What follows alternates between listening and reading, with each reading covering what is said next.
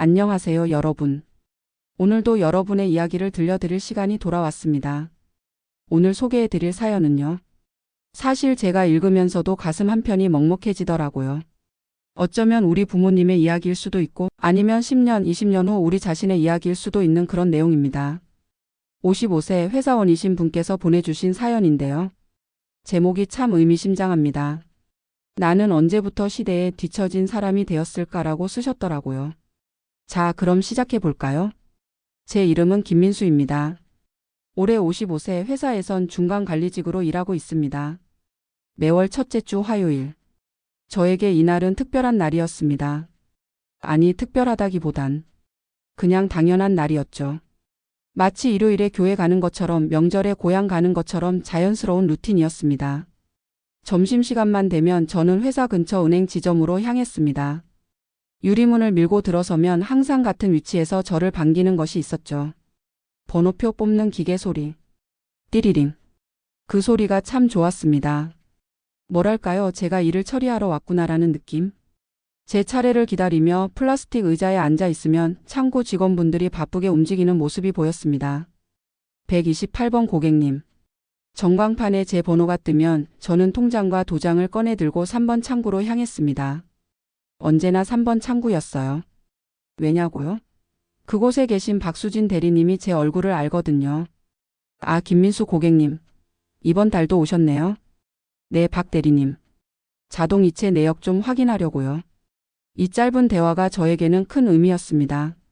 누군가 제 이름을 불러주고 제 얼굴을 기억해주고 제가 매달 무엇을 확인하러 오는지 알아주는 것.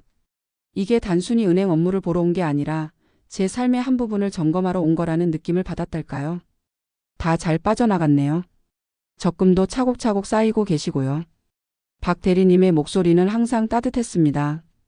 통장을 넘겨받을 때 저는 항상 잔액 부분을 손가락으로 한번 풀었습니다. 숫자들이 찍혀 있는 그 감촉이 좋았어요. 아, 내가 이만큼 모았구나. 실감이 났거든요. 그 자리에서 일어설 때면 늘 생각했습니다. 내일은 이 창구와 함께 있구나. 은행 창구는 제게 단순한 금융 서비스 공간이 아니었습니다. 제 재정 상태를 확인하고 앞으로의 계획을 점검하는 곳이었죠. 제 삶의 한 축이었던 겁니다. 그런데 말이죠. 지난달이었습니다. 9월 첫째 주 화요일 평소처럼 은행에 갔을 때였어요. 뭔가 이상했습니다. 번호표를 뽑는 사람이 예전보다 적었고 대기석 의자도 줄어들어 있었어요. 제 차례가 되어 3번 창구로 가려는데 그 옆에 커다란 안내문이 붙어 있더라고요. 모바일 뱅킹으로 전환해 주세요. 더 빠르고 편리한 금융 생활을 경험하세요. 안내문 옆에는 QR코드가 크게 박혀 있었고 그 밑에는 작은 글씨로 이렇게 적혀 있었습니다. 창구 운영시간 단축 안내 2024년 10월부터 창구 업무가 30% 축소됩니다. 그 순간 제 가슴이 철렁 내려앉았습니다. 뭔가 제가 서 있던 땅이 서서히 갈라지는 느낌이랄까요? 박 대리님은 여느 때처럼 밝게 웃으며 저를 맞아주셨습니다. 김민수 고객님, 오늘도 자동이체 확인하러 오셨죠? 네, 박 대리님. 그런데 저기, 저 안내문은 뭐예요? 창구가 축소된다고요? 박 대리님의 표정이 살짝 어두워졌습니다. 아, 그게 말이죠, 고객님. 요즘 대부분의 분들이 모바일 뱅킹을 쓰시잖아요. 그래서 본사 방침이 바뀌었어요. 창구 업무를 줄이고 디지털 서비스를 확대하는 쪽으로요.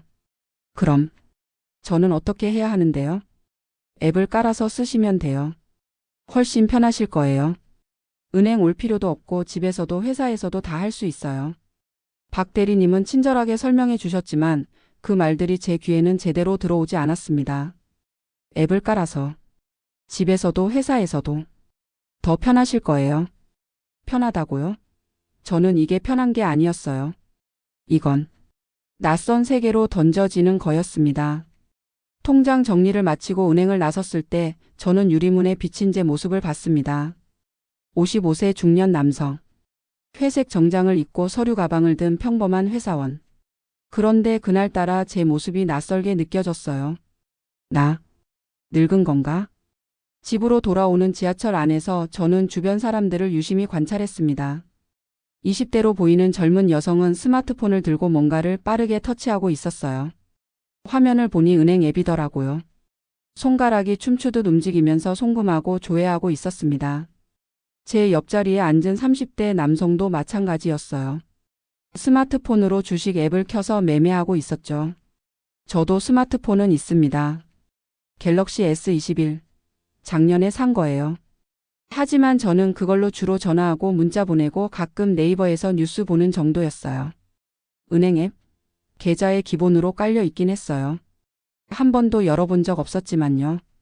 그날 저녁 집에 돌아와서 저는 처음으로 은행 앱을 열어봤습니다. 화면을 켜니까 파란색 바탕에 은행 로고가 떴고 땡땡뱅크라고 적혀 있더라고요. 앱을 터치했습니다. 그런데 로그인 화면이 나왔어요. 공동인증서로 로그인. 간편 비밀번호 로그인. 생체 인증 로그인. 뭐가 이렇게 많아? 공동인증서? 그게 뭐죠? 예전에 공인인증서는 들어봤는데 그게 바뀐 건가? 간편 비밀번호? 아직 등록 안 했는데? 생체 인증? 지문? 얼굴? 첫 관문부터 막혀버렸습니다. 저는 일단 공동인증서로 로그인을 눌렀어요. 그랬더니 또 화면이 바뀌면서 인증서를 선택하세요라고 뜨는데 빈 화면만 나오더라고요. 인증서가 없습니다. 인증서를 발급받으시겠습니까? 발급? 어떻게요? 버튼을 눌렀더니 또 복잡한 설명들이 주르륵 나왔습니다. 본인 확인을 위해 신분증을 촬영해 주세요. 카메라 접근 권한을 허용하시겠습니까? 얼굴을 화면 중앙에 위치시켜 주세요. 저는 그 순간 손이 떨렸습니다. 무서웠어요. 뭔가 잘못 누르면 큰일 날 것 같은 느낌? 제 계좌가 털리거나 개인정보가 유출되거나 이상한데 돈이 빠져나가거나. 에이 모르겠다. 저는 앱을 꺼버렸습니다. 그리고 생각했죠. 다음 달에도 창구 가면 되겠지. 30% 축소라면 아직 70%는 남아 있으니까. 다음 달이 되었습니다. 10월 첫째 주 화요일. 저는 여느 때처럼 은행으로 향했습니다. 하지만 은행 문을 열고 들어서는 순간 저는 알 수 있었습니다. 세상이 정말로 바뀌었다는 걸. 번호표 뽑는 기계 앞에는 단 2명만 서 있었어요. 예전엔 최소 대여섯 명은 줄을 섰었는데 창구는요? 6개였던 창구가 3개로 줄어들어 있었습니다. 그리고 그 자리에는 커다란 기계들이 들어서 있었어요. 스마트 뱅킹 존이라고 하더라고요. 70대쯤 되어 보이는 할아버지 한 분이 난감한 표정으로 서 계셨어요. 아니 나는 그냥 창구에서 하면 안 되나? 창구는 복잡한 업무만 처리하셔야 해서요. 간단한 건 이 기계로 하시는 게 빠르세요. 기계가 뭐가 빠르냐고. 사람한테 물어보고 하는 게 더 빠르지. 저는 그 모습을 보면서 남의 일 같지가 않았어요. 10년 후면 저 모습이 나겠구나.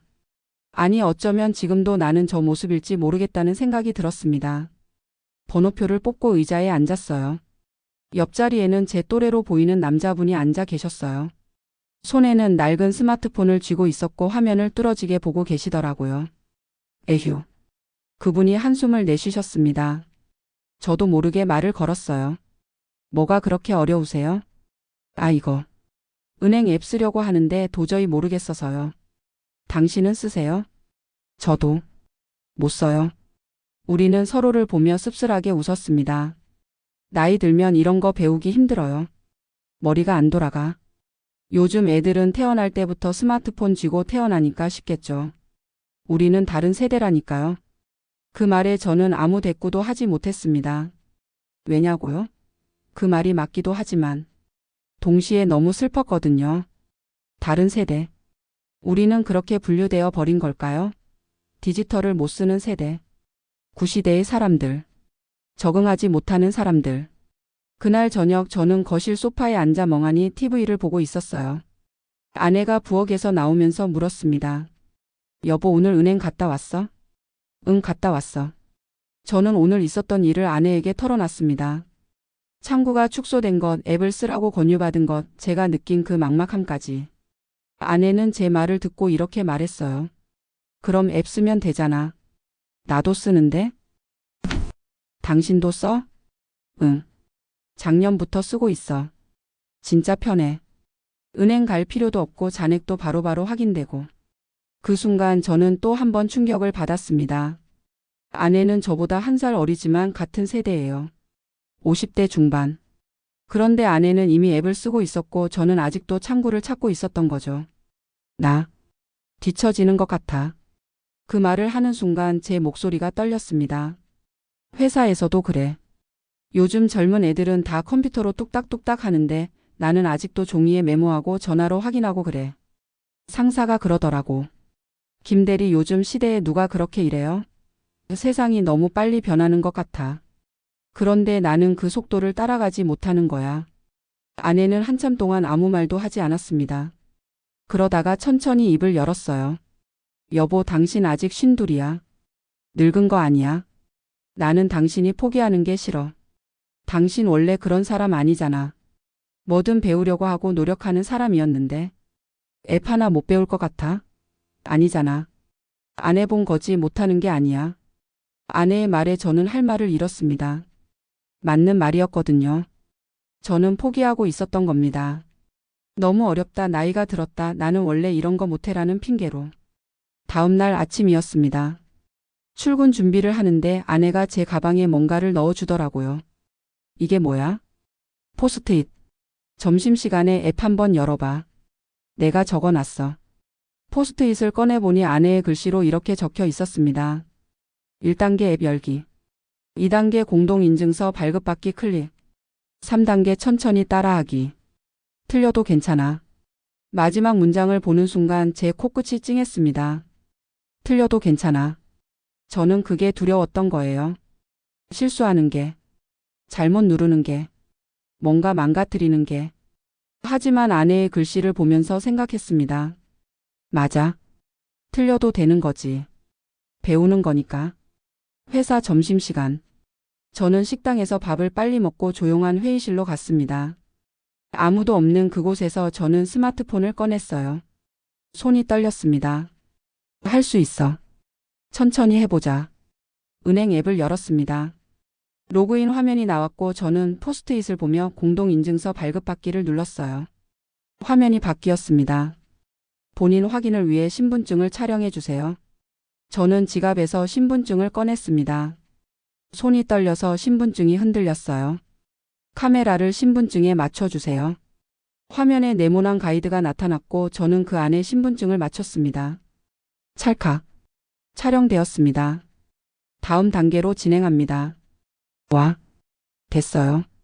첫 단계를 통과했습니다. 다음은 얼굴 인식이었어요. 얼굴을 화면 중앙에 위치시켜 주세요. 저는 스마트폰을 들고 제 얼굴을 비췄습니다. 화면 속 제 얼굴이 보였어요. 55세 중년의 얼굴. 약간 긴장한 표정. 좌측을 봐주세요. 우측을 봐주세요. 정면을 봐주세요. 로봇 같은 음성이 안내했고 저는 그대로 따라했습니다. 본인 확인이 완료되었습니다. 성공했어요. 저는 회의실에서 혼자 작게 웃음을 터뜨렸습니다. 나 했잖아. 그 다음은 비밀번호 설정이었어요. 6자리 숫자. 저는 아내 생일을 입력했습니다. 다시 한번 확인 입력. 공동인증서 발급이 완료되었습니다. 완료. 저는 그 화면을 한참 동안 바라봤습니다. 단순한 화면이었지만 제게는 큰 의미였어요. 내가 해냈어. 그날 저녁 집에 돌아와 아내에게 말했습니다. 여보, 나 인증서 발급받았어. 아내가 환하게 웃으며 말했어요. 진짜? 잘했네. 이틀째 되는 날. 저는 퇴근 후 집에서 앱을 다시 열었습니다. 이번엔 로그인을 해보기로 했어요. 공동인증서로 로그인을 누르고 비밀번호를 입력했습니다. 그리고 짠! 메인 화면이 나타났어요. 파란색 바탕에 여러 버튼들이 보였습니다.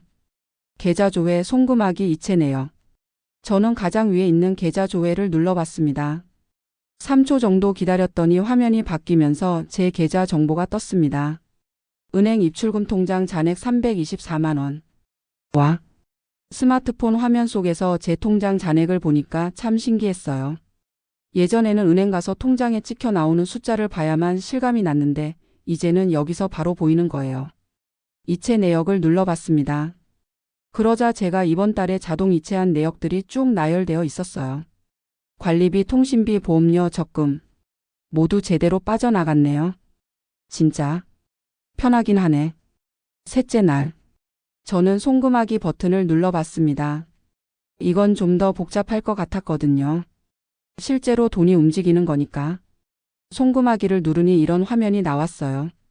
받는 사람 계좌번호를 입력하세요. 저는 일단 연습으로 제 다른 계좌로 송금해 보기로 했습니다.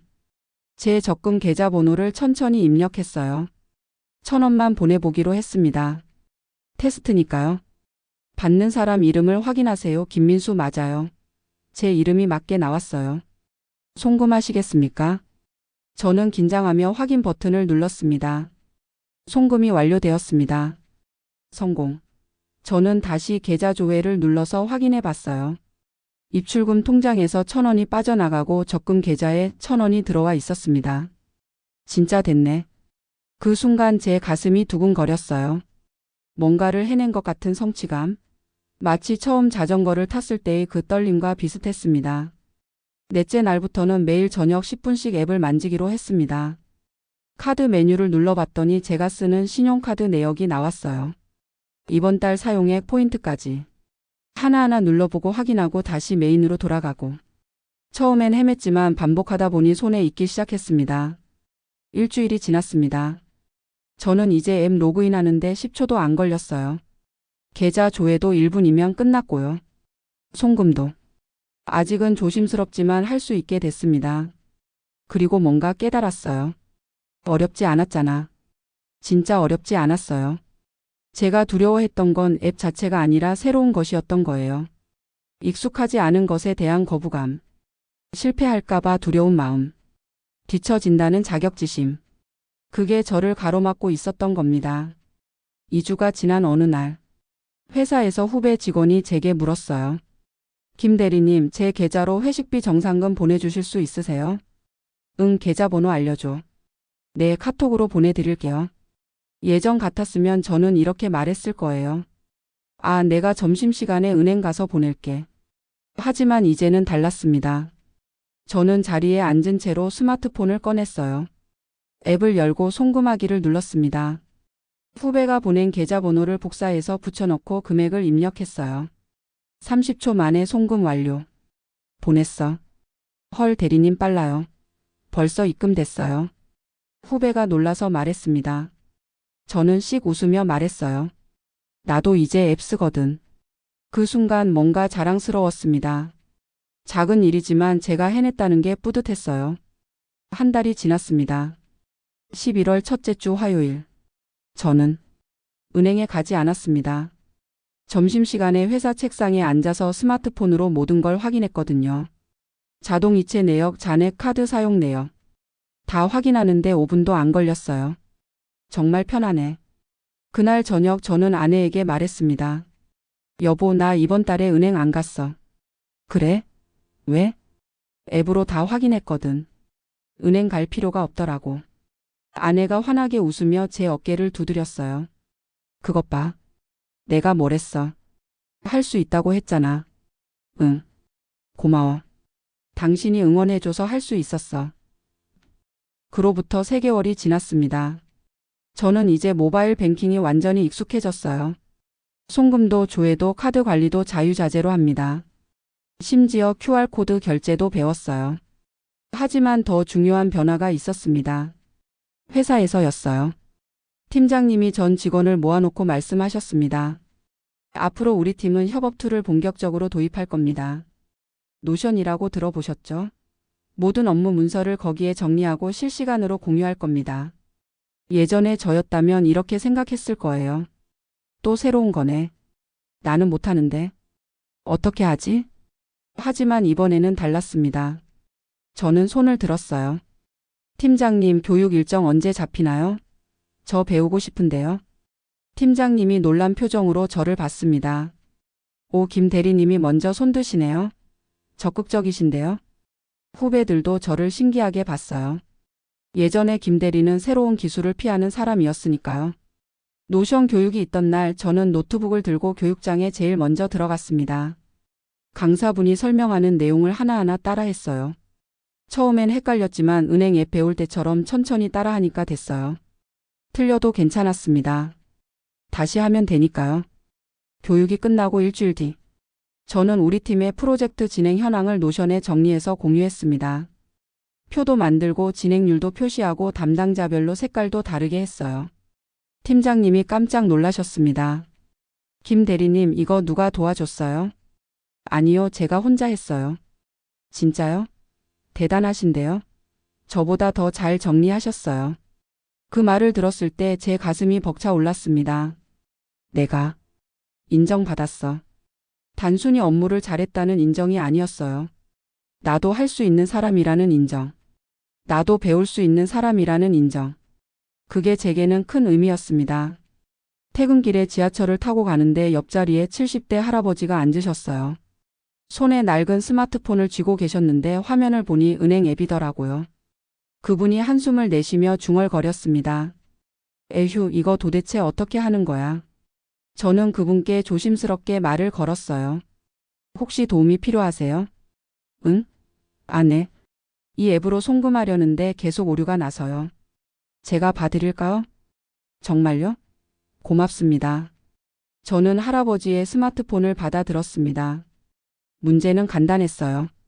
계좌번호를 잘못 입력하신 거였죠. 여기 보세요. 계좌번호가 한 자리 빠졌어요. 이렇게 다시 입력하시면 돼요. 저는 천천히 하나하나 설명드렸습니다. 마치 제가 아내에게서 배웠던 것처럼. 아, 이렇게 하는 거구나. 고맙습니다, 젊은이. 아니에요. 저도 얼마 전에 배웠어요. 그래요? 그런데 참 잘하시네요. 저는 빙그레 웃었습니다. 천천히 하면 다 할 수 있어요. 저도 처음엔 정말 어려웠거든요. 지하철에서 내려 집으로 걸어가는 길. 저는 하늘을 올려다봤습니다. 겨울 저녁 하늘은 맑았고 별이 총총히 떠 있었어요. 나 변했네. 한 달 전만 해도 저는 도움을 받아야 하는 사람이었어요. 그런데 지금은 누군가를 도와줄 수 있는 사람이 됐습니다. 이게 바로 존엄을 지킨다는 거구나 싶었어요. 세상이 바뀌어도 나는 여전히 가치 있는 사람.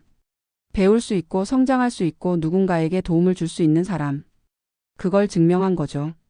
집에 도착해서 문을 여니 아내가 저녁 준비를 하고 있었어요. 여보 왔어? 밥 먹자. 응. 있잖아. 왜? 고마워. 당신이 포기하지 말라고 해줘서.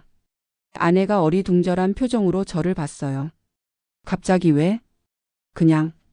요즘 생각해보니까 내가 변할 수 있었던 건 당신 덕분인 것 같아서. 아내가 다가와 제 손을 잡았습니다.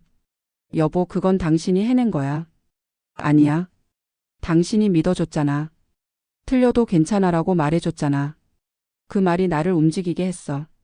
우리는 한참 동안 손을 잡고 서 있었습니다. 결혼 25년 차 부부였지만 그날따라 아내의 손이 참 따뜻하게 느껴졌어요. 사연 들어주셔서 감사합니다. 그럼 오늘 방송은 여기서 마치겠습니다. 기억해 주세요. 당신은 할 수 있습니다. 당신은 가치 있는 사람입니다. 당신은 아직 끝나지 않았습니다.